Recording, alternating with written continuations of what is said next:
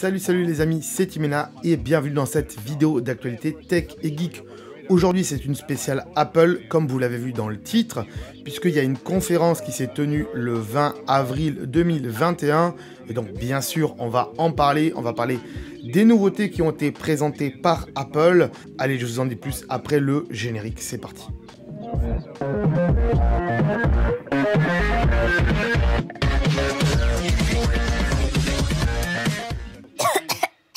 Alors déjà, il faut savoir que tout au long de l'année, Apple fait plusieurs conférences.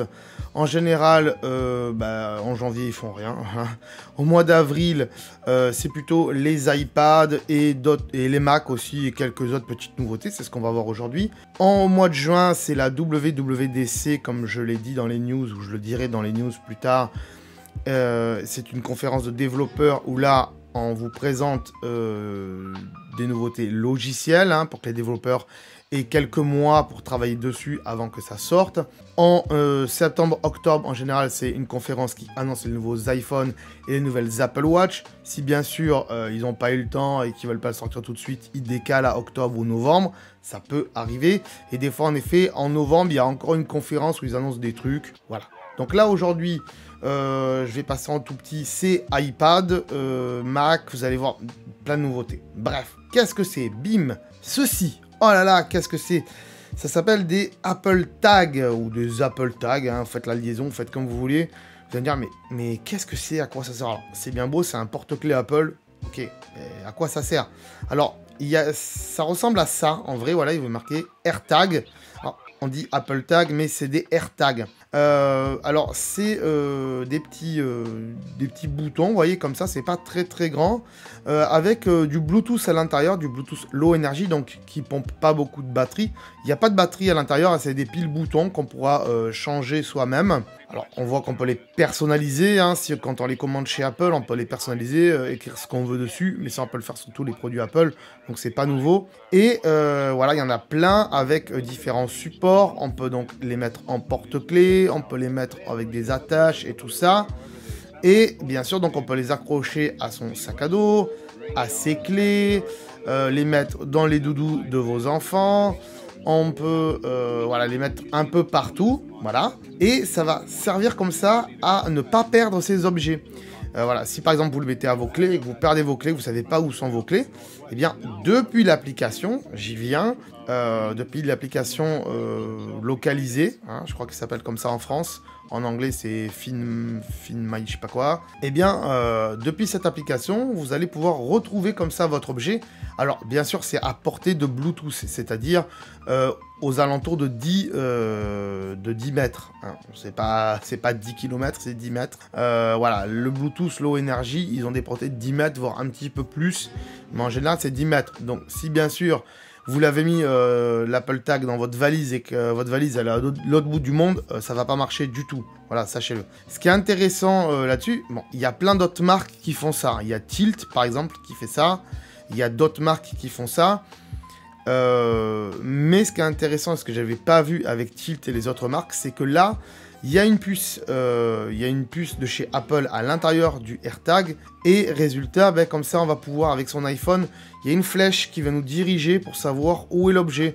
Si l'objet est plus par là, il va vous diriger par là, et on va pouvoir le faire biper. La concurrence le fait aussi pour pouvoir le retrouver. Voilà, c'est un peu mieux fait, je trouve, que d'autres marques. Et puis là, Apple va démocratiser tout ça. Alors, il y a des accessoires qui sont fournis avec. Ça coûte un petit peu cher. Alors, ça coûte 30 $ aux États-Unis. Chez nous, ça coûtera 35 €, bien sûr, avec le taux de conversion de chez Apple. Voilà, ça vaut donc 35 € pour nous en France. Il y aura un pack avec 4 AirTags à 100 balles. Donc chez nous, ça sera un petit peu plus, voire peut-être le même prix, je sais pas, il faut aller voir sur le site d'Apple. On peut bien sûr les personnaliser. C'est disponible à partir du mois d'avril, où on peut les précommander du moins à partir du mois d'avril, et ça sortira au mois de mai en tout cas. Il y aura une collection Hermès, voilà, pour pouvoir se la péter, mais ça va coûter une blinde, donc c'est même pas la peine. Ça voilà, on vous rappelle un peu ce que ça fait. Donc, ça marche avec l'application Find My, donc localisée. Il y a une puce U1 à l'intérieur qui permet de bien être repéré. C'est bien sûr résistant à l'eau, c'est IP67. Il y a un petit speaker à l'intérieur qui permet de le faire sonner. Bien sûr, c'est bien plus précis à localiser dans une pièce. Au plus on va se rapprocher, d'ailleurs on voit qu'il y a marqué le nombre de pas ou le nombre de mètres ou de centimètres entre l'iPhone et le AirTag par exemple. Il y a du NFC à l'intérieur pour pouvoir le configurer, lui donner un nom. Bien sûr, on va pouvoir lui donner un nom, à pouvoir appeler ça clé ou sac à dos, et pouvoir le mettre à ses clés ou son sac à dos, vous l'aurez compris. Il y a donc des accessoires pour pouvoir le mettre aux clés. Il y a de la sécurité et tout ça, d'alerte. On voit qu'il y a une pile bouton. Donc qu'on peut la changer nous-mêmes. Hein. On dit que c'est à l'utilisateur de la changer lui-même. Alors, je ne sais pas si Apple va vendre les piles, je pense que oui. Je l'espère en tout cas, parce que sinon, ça va être compliqué, honnêtement. On peut acheter des piles dans le commerce, mais si elles sont de moins bonne qualité, ça va durer moins longtemps, donc c'est un peu compliqué. On voit donc ça marche avec du Bluetooth LE, donc c'est du Bluetooth Low Energy, j'en ai parlé tout à l'heure. Ça supporte Siri, donc on pourra demander à Siri, où sont mes clés? Et il va vous dire, prenez votre iPhone et regardez sur l'iPhone. Voilà, et bien sûr, on peut les personnaliser. Voilà, c'est plutôt pas mal comme produit. Dites-moi ce que vous en pensez dans les commentaires, sachant qu'il y a la concurrence qui existe, peut-être pour moins cher, mais peut-être que la concurrence est moins précise. L'intérêt de ça aussi, Apple n'en a pas parlé, mais je pense que si vous le perdez dans votre maison, et que vous n'êtes pas dans votre maison, mais que votre compagne ou que votre enfant a un iPhone et qu'il est à la maison, ou que l'iPad est dans votre maison, eh bien l'iPad va peut-être pouvoir se connecter au AirTag et vous renvoyer l'information comme ça sur votre iPhone et dire il est à la maison. C'est ça aussi la force d'Apple et ce qu'a pas forcément la concurrence. Donc voilà, ils en ont pas forcément parlé, mais je pense que ça peut le faire parce que ça le fait déjà avec les iPhones, donc pourquoi ça le ferait pas avec les AirTags? Voilà, alors ils disent pas combien de temps la pile dure, mais apparemment ça dure pas mal de temps, donc à voir. Donc la transition pour vous dire qu'il y a une nouvelle Apple TV qui va sortir. Alors c'est pas une télé, on est d'accord. C'est le boîtier Apple TV que vous branchez à votre télé pour pouvoir avoir une interface Apple sur votre télé, pouvoir connecter votre télé. Moi perso dans la chambre j'utilise que ça dans la télé de la chambre. Dans le salon j'utilise moins, j'ai une Apple TV 4K et j'ai une Apple TV 3e génération ou 4e génération, je sais plus, dans la chambre. Et du coup, ils ont changé la télécommande, c'est ce que je voulais vous montrer, c'est le plus important selon moi. Parce que la télécommande d'avant, il y avait un pavé tactile qui n'était pas toujours très simple à utiliser. Il y a beaucoup de gens qui n'aimaient pas ce pavé tactile. Là, ils ont fait un compromis, ils ont mélangé les deux. C'est-à-dire, ils ont mélangé la molette qu'on avait avant avec les anciennes télécommandes d'Apple TV et le pavé tactile. C'est-à-dire que il y aura des flèches, vous voyez qu'il y a des boutons au bas, droite, gauche. Et au milieu, c'est tactile aussi, donc on peut se servir des deux.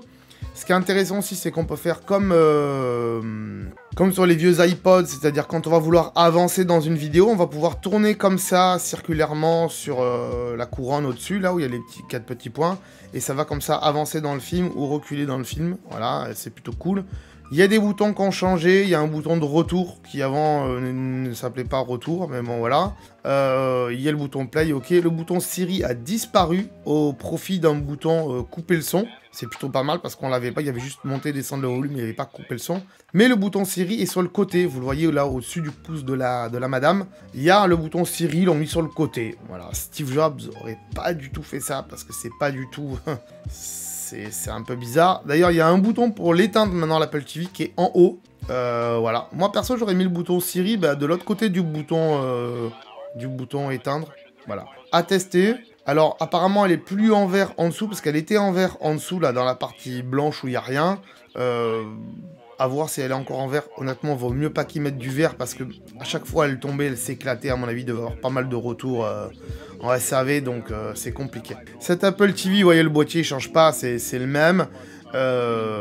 Si vous le prenez en 32 Go, il vous coûtera 180 $.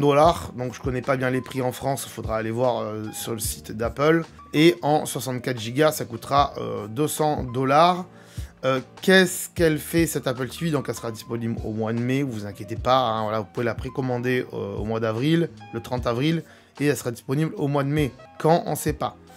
Qu'est-ce que fait cette Apple TV maintenant? Donc on voit que la Siri Remote a évolué, qu'il y aura du Wi-Fi 6, donc le Wi-Fi sera meilleur que les anciennes Apple TV, qu'il y aura le support d'HomeKit, mais ça c'est déjà le cas dans tous les Apple TV, qu'il y aura AirPlay aussi en Dolby Vision, attention, c'est une nouveauté, que c'est compatible avec bien sûr les AirPods, et c'est bien sûr sécurisé, qu'il y a Apple Music, il y a Apple Fitness Plus, donc ça je ne vais pas vous détailler, revenez dans les anciennes vidéos de l'actu Tech Geek pour en savoir plus. Il y a Apple Arcade dessus, bien sûr, il y a Apple TV plus pour les séries, les films et tout ça. Il y a une puce A12 Bionic dedans, donc c'est une nouvelle puce qui est beaucoup plus performante. Et donc, ce qu'elle fait essentiellement, cette nouvelle Apple TV, au-delà de la télécommande, c'est qu'elle est 4K, HDR, donc ultra haute résolution.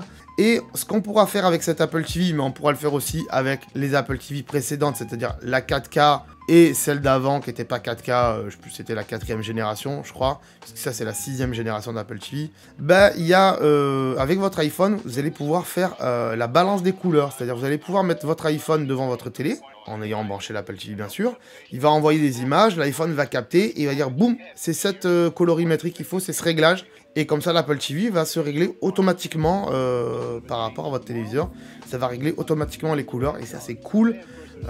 Et ça sera les meilleures couleurs du cinéma en HDR. Donc ça c'est plutôt cool, c'est plutôt pas mal, et c'est pas disponible que pour les nouvelles Apple TV, c'est disponible pour les anciennes générations aussi. Si vous avez des Apple TV 3e génération avec la télécommande toute simple, en ferraille et tout ça, n'y comptez pas, ça sera pas mis à jour, elle est terminée quoi, grosso modo. D'ailleurs YouTube s'arrête là-dessus, j'en parlerai dans d'autres vidéos, mais voilà, sachez-le. Les iMac, oh là là, les nouveaux iMac, vous allez dire, mais qu'est-ce que c'est? On dirait un iPad Pro sur un pied. Mais c'est ça, c'est quasiment ça. C'est un gros iPad Pro qu'ils ont collé sur un pied d'iMac, et vous avez des iMac. Et il y a des couleurs. Il y a des couleurs comme avant, avec les anciens iMac, je sais plus comment ils s'appelaient, ces anciens iMac là, où il y avait des couleurs partout. Ça y est, voilà, du vert, du jaune, du orange, du rouge, du bleu nuit, du bleu un peu plus vert, un peu plus bleu clair, pastel on va dire, et du gris blanc. Voilà, il n'y a pas de noir, parce que le noir il le réserve certainement pour des iMac Pro plus tard. On va voir à quoi ça ressemble un peu plus en détail. Voilà, ça ressemble à ça. Voilà, c'est un iPad avec une grosse bordure en bas. Alors ils ont fait des efforts, je ne vais pas vous montrer l'intérieur, mais comparé aux anciens iMac qu'on verra tout à l'heure, ils ont réduit la carte en fait. La carte qui était grosse comme ça, pardon, ils l'ont réduite comme ça. Forcément, puisque c'est des iMac avec des puces M1 à l'intérieur. Donc il n'y a plus tout le ventilateur qu'on avait besoin pour les puces Intel qui chauffaient beaucoup. Voilà. Donc le design c'est cool. Dites-moi ce que vous en pensez. Le design est pas mal. C'est dommage qu'il y ait encore des barres tout autour et une grosse barre en bas. Quand on sait que l'iPad Pro, par exemple, il n'y a quasiment pas de barre autour et que tout est intégré à l'intérieur, je comprends pas pourquoi ils ont fait ça. Voilà. Après, avoir la stabilité du truc, mais ils ont bien pensé. Voici l'arrière. Donc, il y a un bouton d'allumage, vous voyez, sur le côté. Il y a... non, de base, il y a deux prises USB-C Thunderbolt. Et si vous en voulez plus, si vous en voulez 4, il faudra payer un petit peu plus. Au milieu, là, dans le trou, c'est la prise de charge. On va y revenir. Il y a encore plusieurs couleurs, je vous les montre un peu plus en détail. Voilà, toutes les couleurs qu'il y a, c'est assez joli. Moi perso, je prendrais plus un gris parce que je sais pas. T'es sur un bureau chez toi, tu mets un truc de couleur, ouais, ça pète. Enfin, eux, ils nous montrent différentes choses, on verra après. Voyez les différents différents iMac qu'il y a eu dans l'histoire.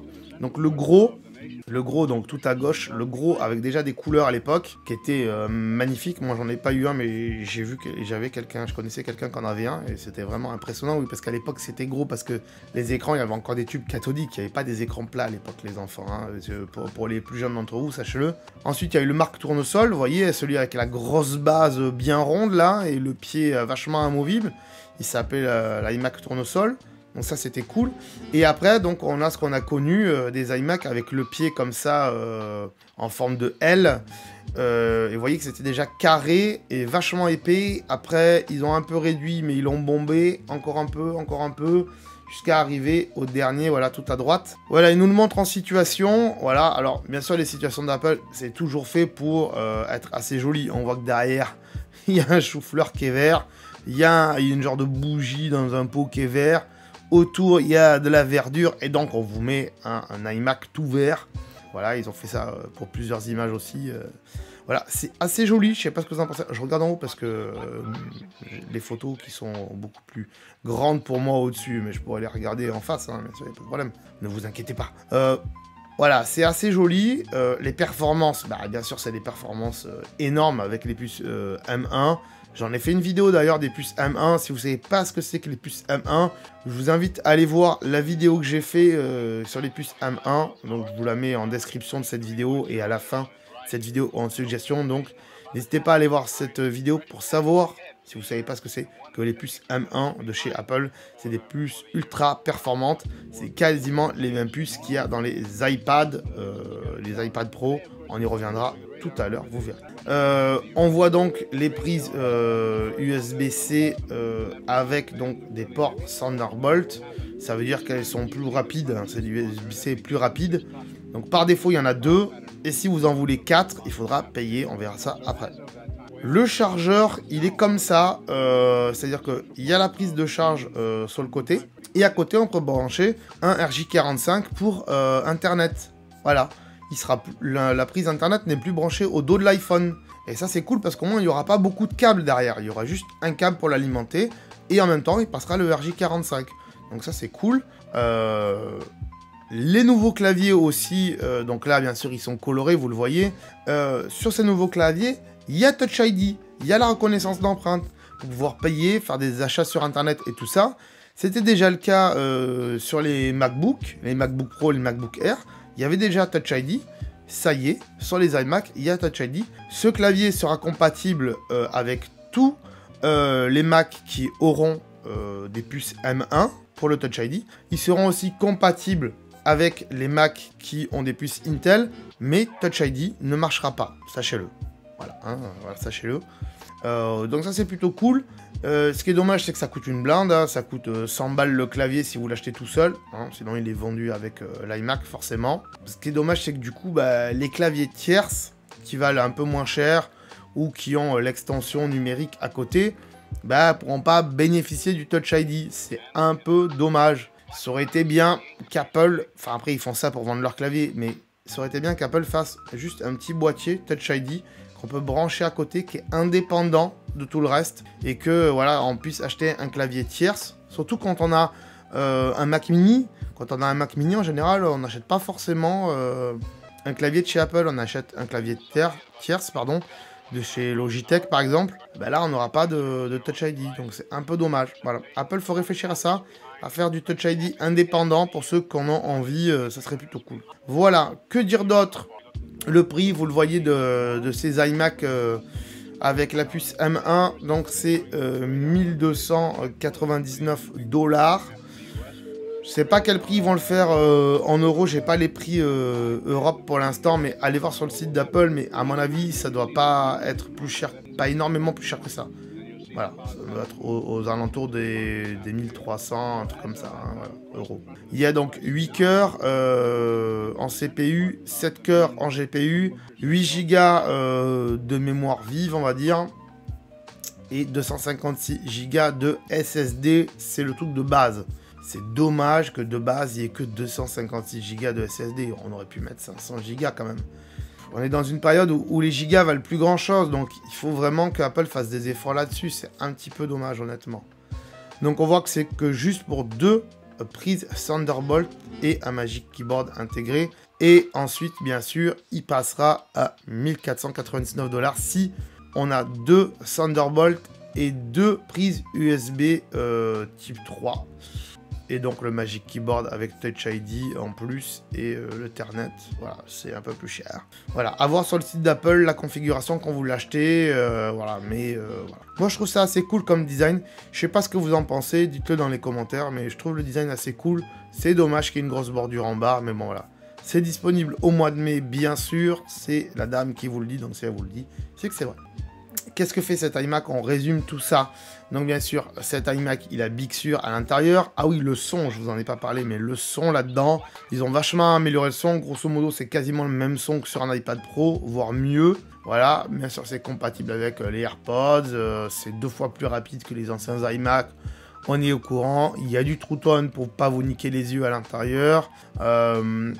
Bien sûr, toutes les applications d'iPad et d'iPhone marcheront sur ce Mac puisque c'est la puce M1, donc c'est la puce qu'il y a dans les iPads quasiment. L'écran, il est Retina Display 4,5K, ça veut dire qu'il est au-dessus du 4K. Voilà, donc c'est un écran 4K. Il y a du son spatial. Ah, ça c'est pas mal. Du son système spatial, donc ça c'est cool. Le son est vraiment top apparemment sur cet iMac. Et grosse nouveauté, attachez-vous, ça y est, en 2021, Apple met des caméras FaceTime en 1080p. Waouh, la révolution. Alors, des caméras 1080p sur un iPad, ça fait des années que ça existe, ça fait 2-3 ans. Sur un iPhone aussi. Et sur les Mac, que ce soit des MacBook Pro, des MacBook Air, c'est toujours du 720p. Mais là, ça y est, enfin, Apple s'est réveillé. Ils ont mis des années à le faire, alors que ça existe depuis des années. Waouh, on nous a mis une caméra en 1080p qui va pouvoir nous traquer aussi quand on fait de la visioconférence. Franchement, c'est lamentable de marquer ça sur un slide, de dire ouais, on a une caméra HD, ça y est, alors que ça fait des années que ça existe ailleurs, quoi. C'est triste, faut le dire. Et il y a du son Dolby Atmos aussi, mais ça vous l'aurez compris puisque le son il est terrible. Voilà les enfants pour ces iMac. Je crois que j'ai tout dit. Oui, j'ai tout dit. Je regarde mes slides parce que je sais plus où on en est. Et on parle de l'iPad Pro. L'iPad Pro, nouvel iPad Pro. Il n'y a pas grand chose à dire, je vais vous le dire après. On a déjà les prix, déjà c'est plutôt pas mal. Et on va aller très vite parce que la vidéo commence à être longue et on va pas essayer de faire trop long non plus, sinon ça va vous saouler, vous allez arrêter la vidéo et je veux pas du tout. Voilà. Donc nouvel iPad Pro, le design change pas énormément, on est d'accord. La petite taille 11 pouces est toujours à 800 $, hein, voilà. Donc en euros c'est quasiment les mêmes prix. Le grand format en 13 pouces, on va dire, c'est 12,9, mais c'est 13 pouces. Et t'as 1099 $. Voilà, ça change pas grand chose. Ça sera disponible au mois de mai. Qu'est-ce que fait cet iPad Pro, ce nouvel iPad Pro? Eh bien, regardez, en gros, qu'est-ce qu'on voit? La puce M1. Eh ouais, il fallait s'en douter. Ils vont pas développer spécialement des puces pour iPad aujourd'hui, donc ils ont dit on va prendre la puce qu'il y a dans tous nos Mac, hein, dans les MacBook Pro, Air, tout ce que vous voulez, les iMac, les Mac Mini, etc. Notre puce M1, on la prend, on la met dans l'iPad. Ce qui veut dire que théoriquement parlant, on pourrait faire tourner macOS sur un iPad. Bon, on pouvait le faire déjà avant, mais on aurait pu théoriquement le faire déjà dans la génération précédente. Mais voilà, il y a toujours le LiDAR. Voilà, je sais pas à qui ça sert, mais ça peut servir. Il y a toujours le FaceTime, il y a du Wi-Fi 6, vous inquiétez pas. Il y a toujours la prise en charge de l'Apple Pencil, ça on l'oublie pas. Il y a toujours du son studio, qualité, machin, tout ce que vous voulez. Il est 2 fois plus rapide en termes de stockage. Oui, parce que quand vous allez brancher un disque dur au cul de l'iPad, ça va être beaucoup plus rapide du fait qu'il y a la puce M1 aussi. Donc voilà. Donc 16 Go de mémoire vive, hein, puisque c'est la puce M1 qui fait ça. Et l'iPad pourra monter jusqu'à 2 Tera en termes de stockage interne. Ça c'est vachement cool, mais ça va coûter une blinde. Voilà, hein. Ce ne sera pas dans les premiers prix de Tera, on est bien d'accord. Hein. 2 Tera c'est le maximum en termes de stockage qu'ils peuvent faire. Aujourd'hui, faut le dire, un iPad devient un Mac. Voilà, même si l'interface n'est pas la même, si tu rajoutes un clavier et une souris, un iPad devient un Mac.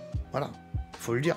C'est bizarre parce que ça veut dire que d'un côté ils vendent des Mac, d'un côté ils vendent des iPads et c'est, disons, tu choisis quelle interface, tu préfères quelle interface. Est-ce que tu aimes ton iPhone, tu as toujours aimé l'interface de l'iPhone, dans ce cas-là tu prends un iPad. Est-ce que tu es habitué au Mac, tu aimes l'interface du Mac et dans ce cas-là tu continues à utiliser un Mac. est-ce que plus tard, ils vont arrêter de faire des Mac, des MacBooks par exemple, et se dire on arrête les MacBooks, on fait que des iPad Pro, et vous pouvez choisir votre système à l'intérieur. Ça m'étonnerait parce qu'ils aiment bien vendre les deux, hein, parce qu'il y a des gens qui aiment bien avoir un Mac, un iPad, un iPhone, c'est mon cas, c'est le cas de beaucoup de gens, donc voilà. Mais c'est une théorie qui peut être faite, mais est-ce qu'ils le feront un jour? Si les ventes de Mac, en tout cas, baissent, c'est un truc qu'ils peuvent faire, voilà, à voir. Mais bon, vu qu'ils ont sorti le nouvel iMac, on n'est pas prêt de changer. Il y a du Thunderbolt, donc la prise USB-C sur le côté, elle est Thunderbolt, donc elle est plus rapide, je vous l'ai dit, pour le transfert. La batterie, voilà, recyclable, machin. Les speakers, le son est toujours mieux, bien sûr. Et l'écran XDR Liquid Retina Display. Waouh! Mais que sur le 13 pouces, pas sur le petit, que sur le grand. Voilà, vous avez un magnifique écran qui équivaut à un écran qu'il y avait sur les trucs pro de chez Apple. Vous avez cet équivalent-là, et il est compatible 5G si vous achetez un modèle cellulaire. Vous aurez de la 5G dedans, donc pour être beaucoup plus rapide, pas de partout, puisque la 5G, pour l'instant, c'est pas de partout, les amis. Voilà, donc ça ne servira pas à grand-chose. Voilà, c'est tout. Voilà, je vous montre juste une étagère, parce que j'avais envie de vous montrer une étagère, c'est vachement cool. J'espère que vous aimez les étagères de chez Ikea. Voilà, non, je rigole. Je sais pas ce que vous en pensez de cet iPad Pro, ça va pas changer grand-chose. À part la puce, ça va pas changer grand chose. Voilà les enfants, les amis, comme vous voulez, ce qui vous fait plaisir en tout cas. Dites-moi ce que vous avez pensé de ces news de chez Apple dans les commentaires, bien sûr. N'hésitez pas à dire si vous allez prendre un iMac. L'iMac est pas mal, hein. L'iMac est pas mal, mais c'est une machine de bureau, c'est-à-dire qu'elle peut pas bouger. Après, il faut voir si c'est léger ou pas. Ça a l'air d'être léger. Ce qui est chiant, c'est le pied. Mais on pourrait très bien dire... Ils auraient pu faire un système où on puisse enlever le pied pour pouvoir le transporter et remettre le pied. Ah, ça aurait été pas mal. Là, on aurait pu le transporter comme un iPad. Un gros iPad, hein, d'ailleurs. Mais voilà. À voir. Mais ça ou un Mac mini, parce qu'un Mac mini, on le pose, on le branche, on peut l'emporter. Mais là où on va l'emporter, on n'aura peut-être pas l'écran. On va peut-être emporter son clavier, sa souris. Mais on n'aura peut-être pas d'écran. Donc il faut emporter aussi l'écran. Là, l'iMac, mis à part le pied qui est chiant, qu'on peut pas détacher, à voir si on pourra le détacher. Ils auraient dû faire un système, franchement, pour le détacher. C'est dommage. Comme ça, on pouvait l'emporter en vacances. Hop, on le mettait dans un gros sac, on l'emportait en vacances, on le rebranchait, c'était classe, quoi. C'était vachement classe. Je sais pas pourquoi ils n'y ont pas pensé. Ah bah non, je sais. C'est pour vous faire acheter des iPad Pro. Voilà, dites-moi ce que vous pensez de tout ça dans les commentaires. Moi, je pense que je vais acheter un AirTag pour voir ce que ça donne. Je vais acheter un AirTag... Voilà, pour vous tester tout ça, pour vous dire si c'est bien, pas bien. Ce qui est dommage avec les AirTags, c'est que en Bluetooth, c'est pas en GPS. Après, c'est normal, ça va pomper beaucoup d'énergie si c'est en GPS. Voilà. Mais il y a d'autres solutions qui existent. J'en ai déjà parlé sur la chaîne. C'est Invoxia qui fait ça, voilà, qui fait les RODI de Invoxia. Ça coûte 100 € et ça marche en GPS. Ça marche en France, ça marche dans d'autres pays d'Europe, je crois. Et ça permet de repérer votre objet, même s'il est à l'autre bout de la France, quoi. Là, c'est plutôt pour des objets du quotidien que vous perdez chez vous. Ou voilà, c'est plus ça. Voilà. Mais je vais en tester un. Et on verra ce que ça donne. Voilà les amis. J'espère que vous avez aimé cette vidéo. Marquez ce que vous voulez dans les commentaires. Bien sûr, partagez cette vidéo autour de vous, à vos amis, aux gens qui aiment la tech et tout ça. Et moi, je vous dis à très bientôt parce que j'ai déjà fait trop long. Ciao, bye bye. Ah, attends de partir, j'allais oublier. Tu peux aussi me suivre sur les réseaux sociaux. Ici, voilà. Hein. Tu peux t'abonner à la chaîne ici. Voilà. Hein. Ici, voilà. Là, voilà, tu t'abonnes. Hein. C'est pas mal. Hein. Voilà. Comme ça, tu peux voir toutes les vidéos qu'on a fait sur la chaîne. Et en plus, c'est gratuit. C'est pas comme Netflix. Tu peux aussi regarder les vidéos que je te propose ici. Hein. Voilà, ici, elles sont là. Hein. Tu peux les regarder éventuellement. Hein. Ça peut t'intéresser. Hein. Voilà, là. Sinon, je te remercie de t'être abonné et je te dis à très bientôt.